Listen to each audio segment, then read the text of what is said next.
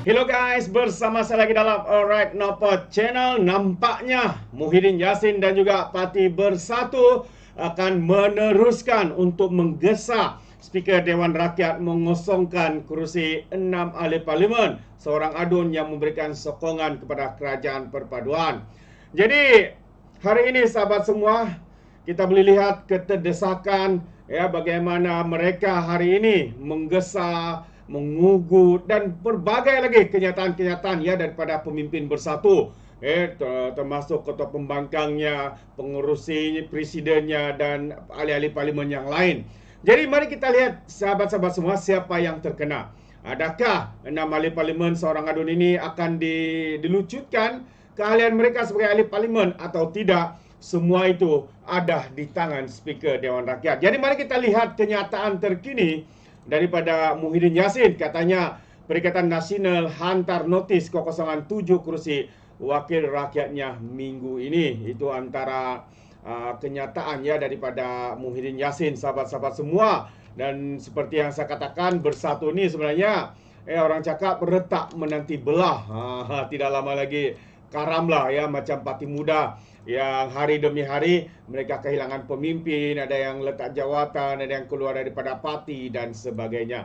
Jadi notis kekosongan kerusi 7 wakil rakyat bersatu yang terhenti keahliannya akan diserahkan kepada Speaker Dewan Rakyat dan juga Speaker Dewan Undangan Negeri dalam minggu ini. Pengurusinya Muhyiddin Yassin bagaimanapun berkata pihaknya telah akan memaklumkan terlebih dahulu perkara berkenaan kepada wakil rakyat yang terlibat dalam masa yang terdekat. Kata Muhyiddin, ia membabitkan 6 kursi parlimen dan 2 kursi Dewan Undangan Negeri.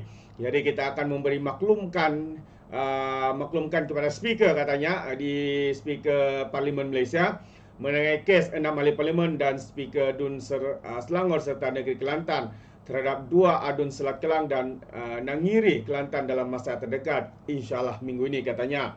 Ini selain keputusan yang dibuat bersatu melalui pindaan perlembagaan yang telah diluluskan oleh ROS dan langkah yang kita ambil ke semua atas nasihat peguam yang kita anggap sudah teratur, dan kita akan hantar surat kepada speaker, katanya, dalam satu sidang akhbar, sidang media selepas mesyuarat PN di Kuala Lumpur lewat malam tadi.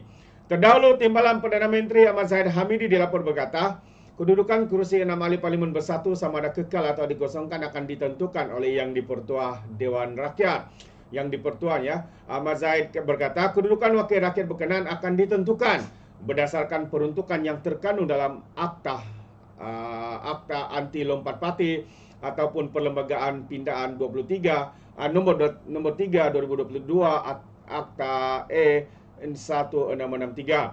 Ahmad Zahid juga berkata dia juga menunggu keputusan yang akan dibuat oleh Speaker Dewan Rakyat Johari Abdul sekiranya notis pengosongan kursi dibawa ke sidang parlimen pada hujung bulan ini. Johari pada 7 Jun mengesahkan dia belum menerima sebarang notis daripada notis rasmi daripada mana-mana pihak yang berhubung dengan kekosongan kursi berkenaan. Sebelum ini Muhyiddin memaklumkan keahlian wakil rakyat yang tidak mematuhi arahan kepimpinan terhenti serta-merta. Itu antara kenyataan ya daripada Muhyiddin. Jadi beliau membuat kenyataan ya, mereka akan menghantar notis pengosongan itu kepada Speaker Dewan Rakyat ya pada minggu ini. Itu antara kenyataan ya daripada Muhyiddin Yassin. Katanya kita tidak perlu tergopak-gopak untuk menghantar kerana kita mau ia teratur mengikut perlembagaan persekutuan, katanya. Kemudian nak beritahu kepada semua adun dan ahli parlimen bersatu dia kena patuhi ketetapan yang diambil dan tanda tangan. Tapi yang tidak bersetuju 7 wakil rakyat tadi lepas dan selesai baru bawa ke Majlis Tertinggi Bersatu, dan apa yang kita buat itu semua teratur, tambahnya lagi. Ya, mereka boleh buat semua itu, tapi akhirnya sahabat semua ya, seperti yang kita ketahui, end of the day siapa yang membuat keputusan adalah Speaker Dewan Rakyat. Itu dia. Jadi semakin panas nampaknya ya Parti Bersatu ini, yang kita lihat semakin bercelaru, semakin huru-hara dan sebagainya. Apa pandangan anda sahabat semua? Dan sebelum saya akhiri, saya juga ingin memberikan sedikit update ya berkaitan dengan penjualan tanah di Felda Melaka. Jadi hari ini SPRM menahan 8 individu ataupun 8 orang ya yang terbabit dalam sindiket ini. Jadi apa sebenarnya yang berlaku?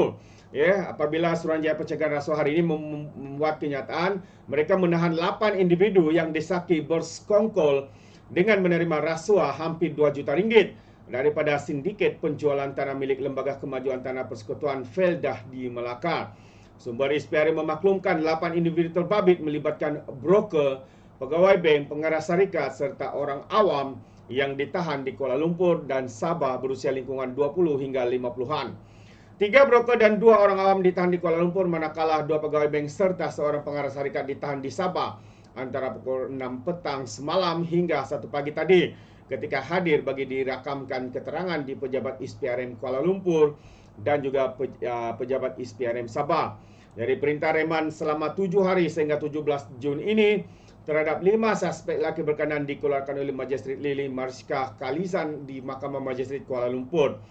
Dan manakala perintah reman selama 6 hari sehingga 16 Jun ini kepada 3 suspek iaitu 2 wanita dan seorang lelaki dikeluarkan oleh Magistrate Kota Kinabalu selepas permohonan dibuat SPRM hari ini. Ya, katanya dalam satu kenyataan. Dan menurut sumber lagi, 3 broker bersama pengarah syarikat dan 2 orang awam bertindak sebagai orang tengah itu telah memberi rasuah hampir 2 juta kepada 2 pegawai bank berkenaan sebagai balasan membantu meluluskan pembukaan akaun perbankan yang kononnya didaftarkan atas nama Felda. Akaun perbankan yang dibuka dengan bantuan pegawai-pegawai bank berkenaan atas nama Felda ini bagi memancing kepercayaan pembeli yang menyangkakan bahawa urus niaga penjualan tanah itu adalah benar daripada Felda, seterusnya melakukan pembayaran ke akaun berkenaan. Tindakan pegawai bank yang bersekongkol dengan sindiket ini telah menyebabkan tanah milik Felda seluas lebih kurang 260 hektar bernilai 400 juta di Bukit Katil mereka telah dijual pada tahun 2023 katanya. Dan sumber maklumkan susulan penahanan itu SPRM turut menyita hampir 200 akaun bank milik individu dan syarikat membabitkan nilai lebih daripada 28 juta. Sementara itu pengarah bahagian pencegahan pengubahan wang haram Datuk Muhammad Zamri Zainul Abidin ketika dihubungi mengesahkan tangkapan terhadap kesemua suspek berkenaan. Itu dia.